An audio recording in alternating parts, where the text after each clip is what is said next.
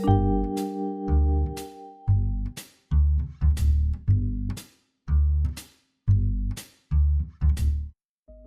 guys, welcome to Plots and Pots this week, where we dig up the dirt here, and as you all know, it's all kinds of dirt. We do not care. So today in the yard, it's a bit of a chore day. There's some things I've been putting off for a while, and we've got 4 things that we took care of. The first one is going to be getting this Jane Magnolia in the ground.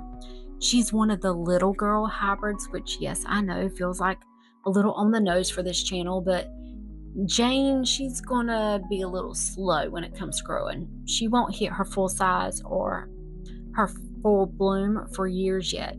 So you gotta plant her knowing you're not gonna see the finished version anytime that day.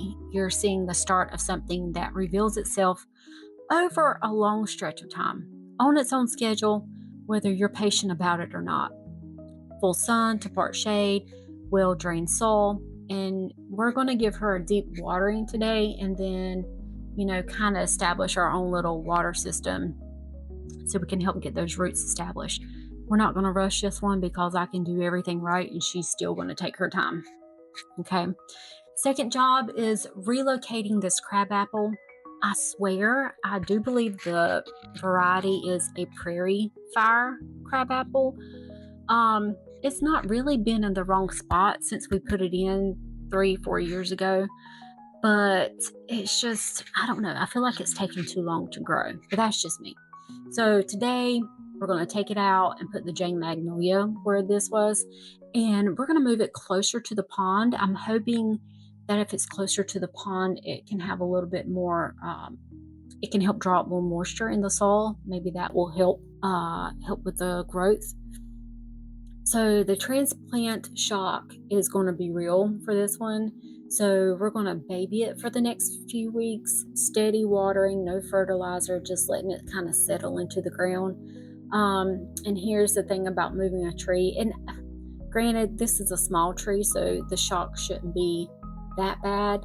I mean, we're not starting over. It does have growth, right? Years of growth.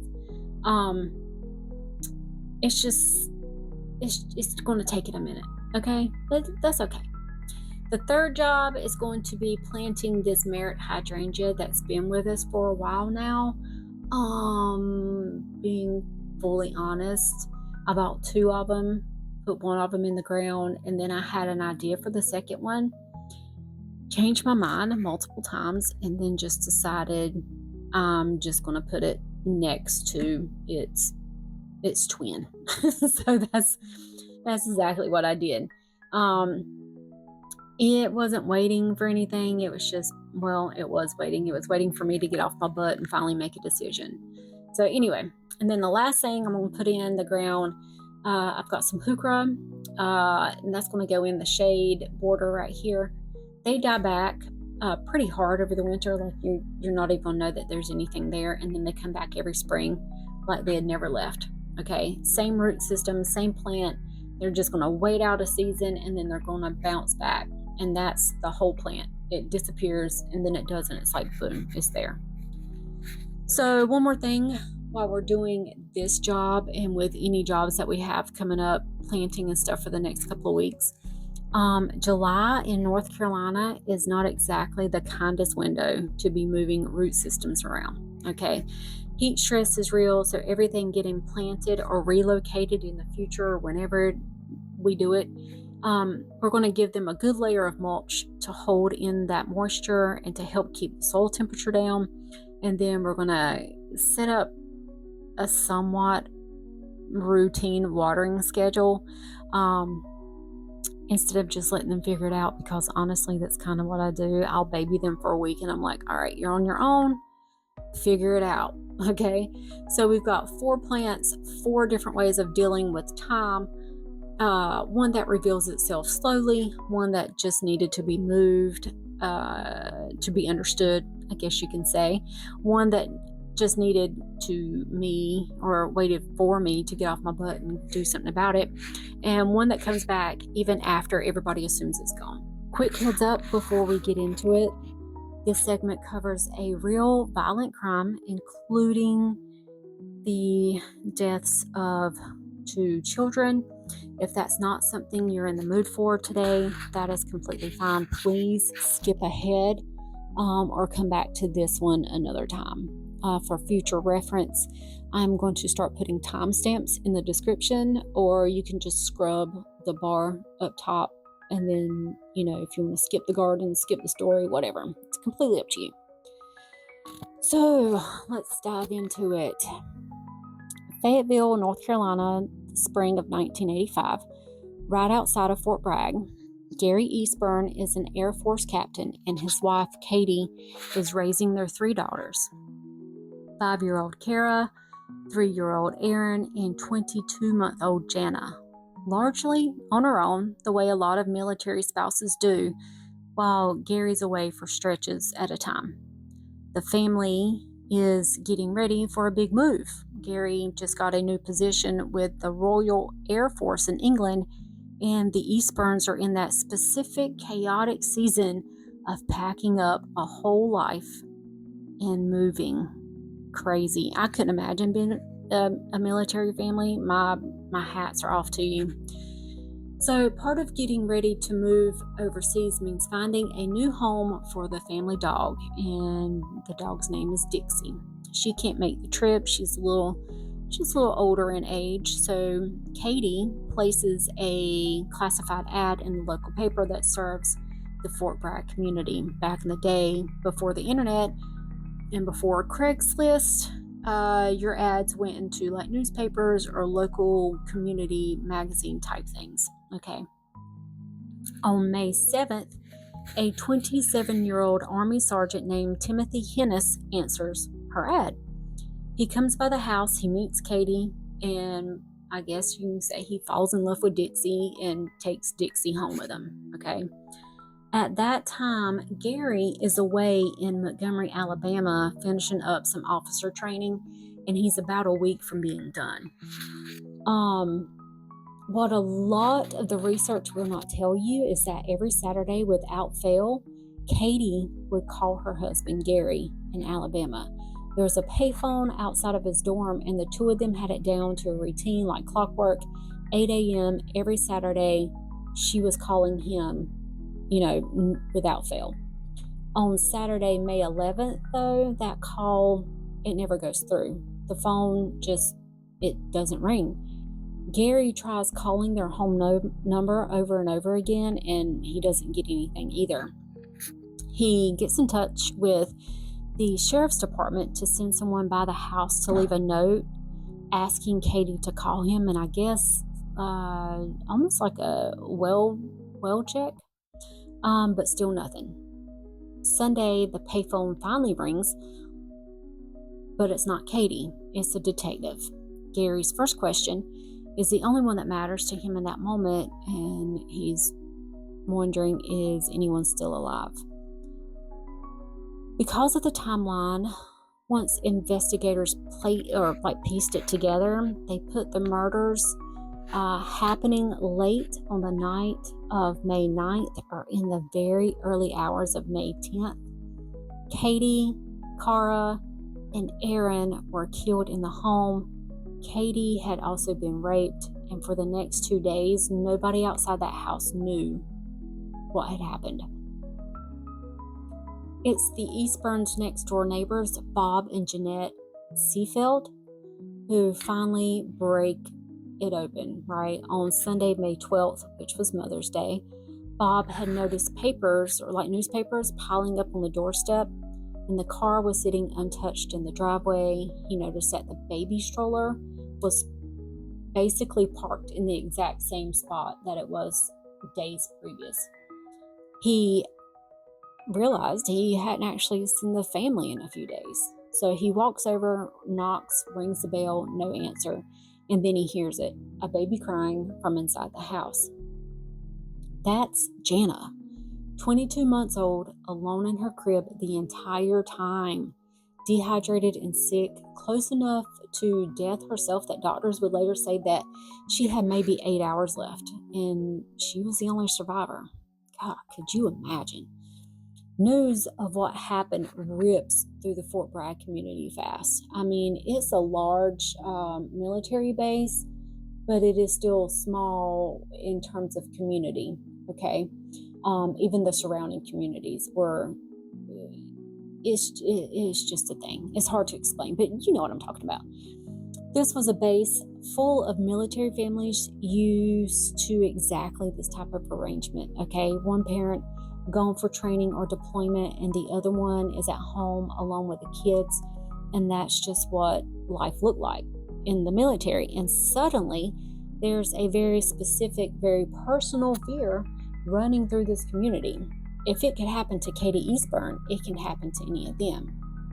Now, just a side note, real quick, there was a murder that happened back in the 70s with, I think, Jeffrey McDonald, I think was his name, and he was like a Green Beret guy, and he was convicted of killing his wife and kids. So that's like a whole nother story, but that was the first thing that was popping into everybody's mind when Katie's death, was now being talked about.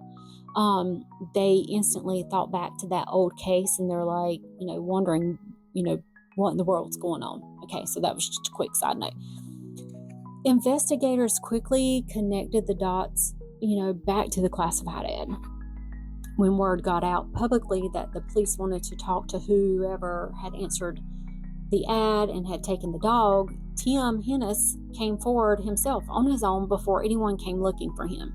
He wanted, in my opinion, he wanted it to seem like he was helping the case. Maybe he was trying to see how much information they knew. I don't know. Anyway, so that's what pulls him into the investigation in the first place. He puts himself there. Okay.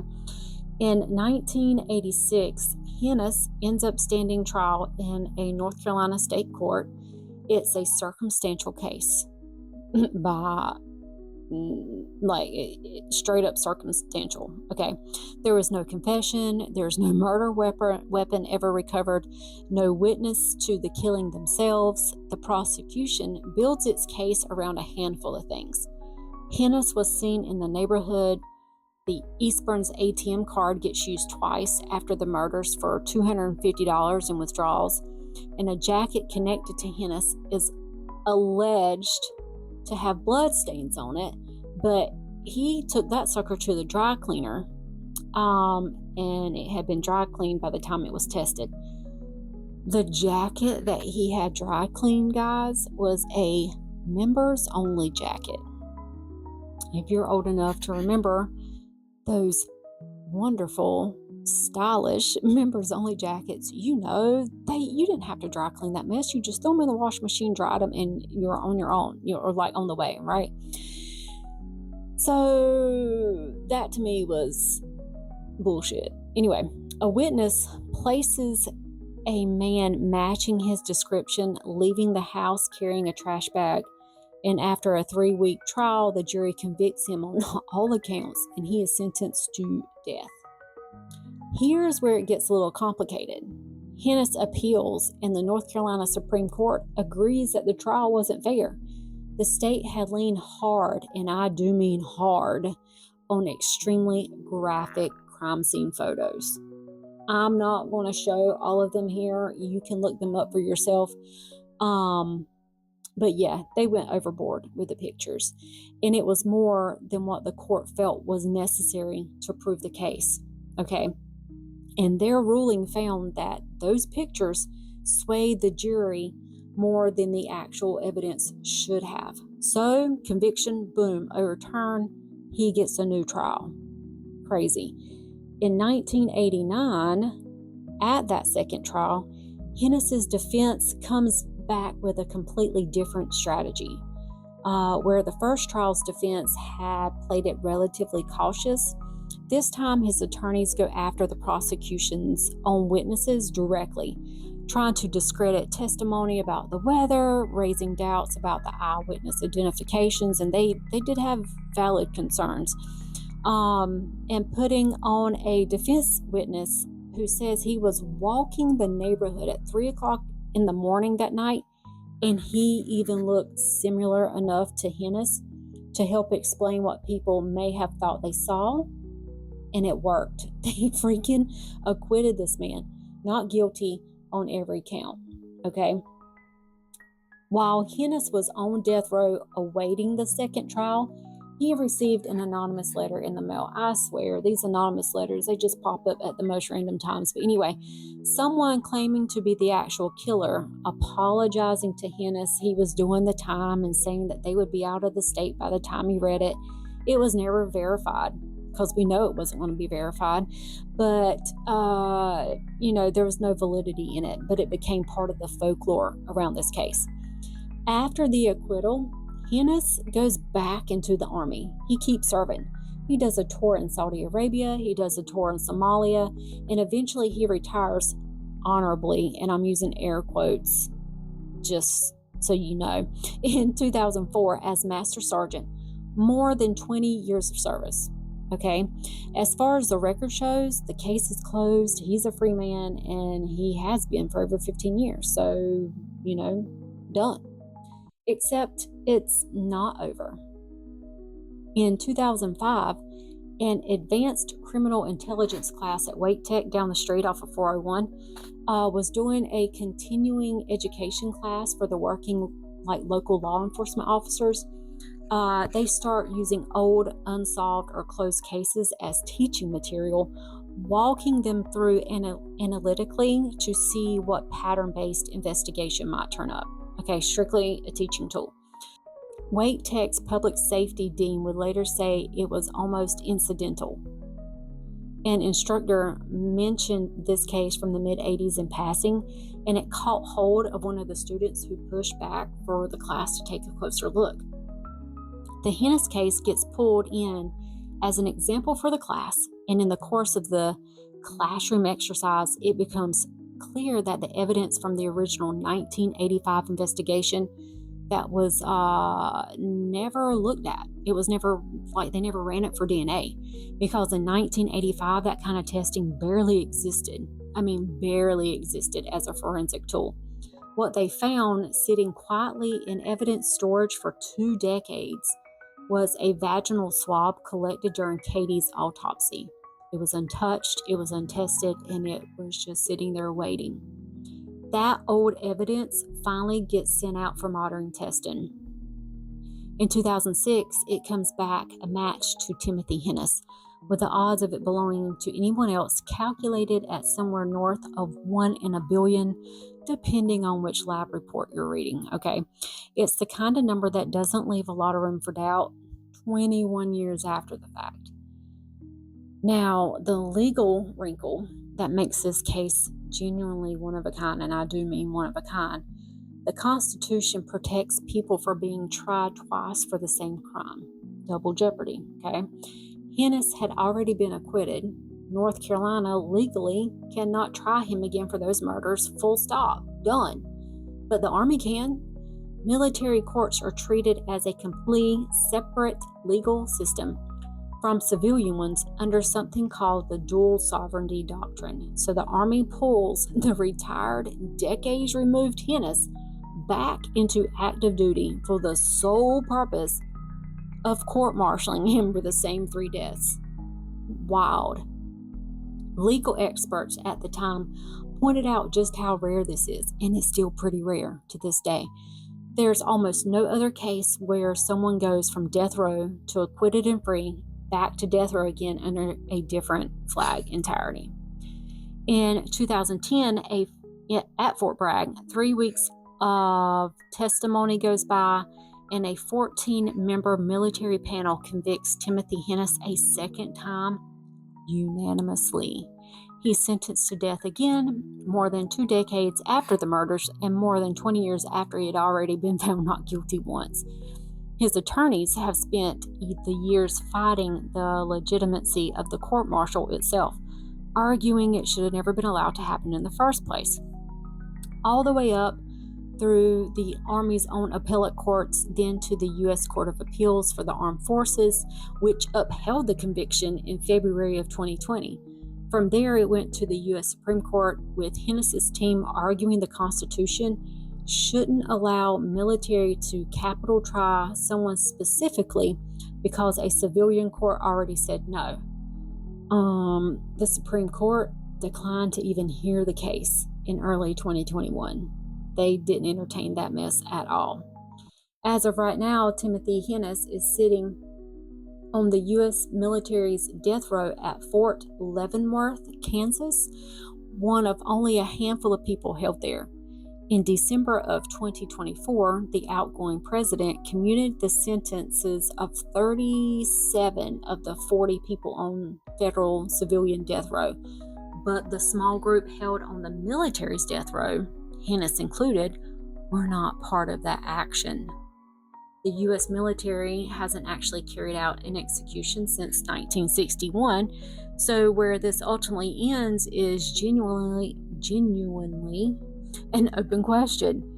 Hennis still maintains he's innocent. Of course, he is going to.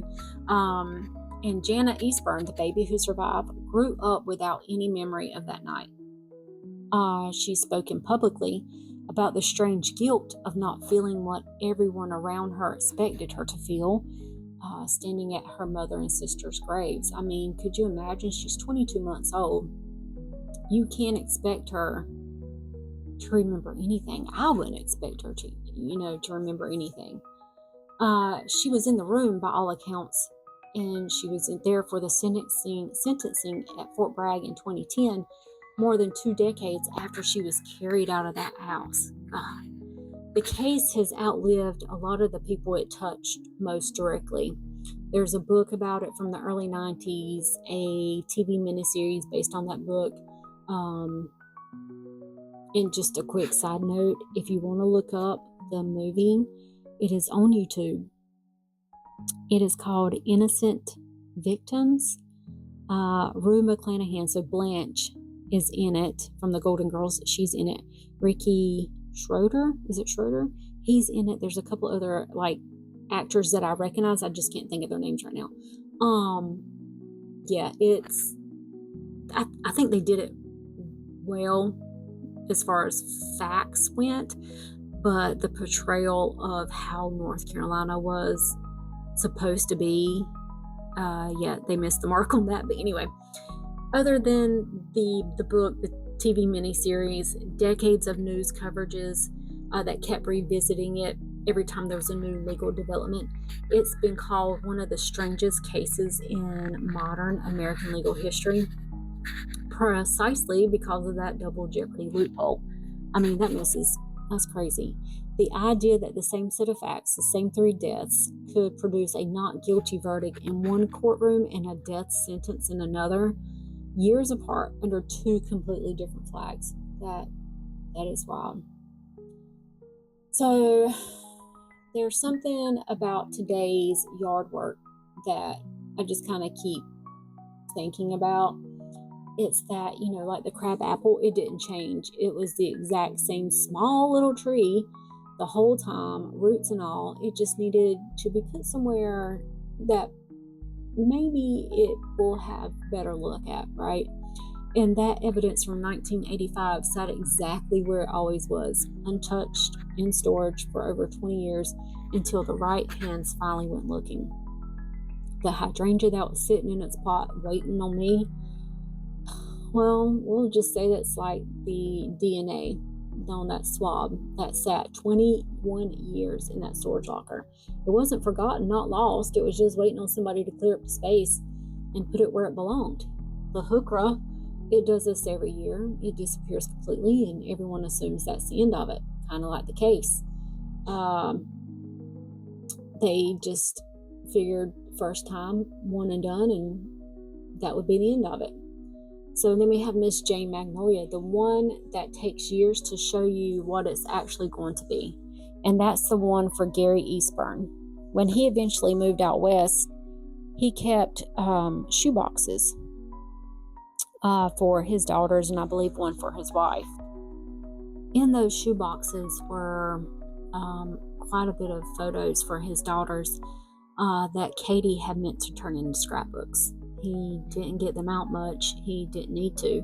Some things you plant and then you just let them take the time they're going to take, whether that's a magnolia reaching full bloom or a case finally, decades later, reaching for the truth. Guilty the first time, not guilty the second, and then guilty the third. 3 verdicts, same 3 deaths. Which one do you trust? Drop your answer in the comments below. But guys, that will be it for this one this week. I appreciate you being here. Stay curious, stay dirty, and we will see you next week. Bye.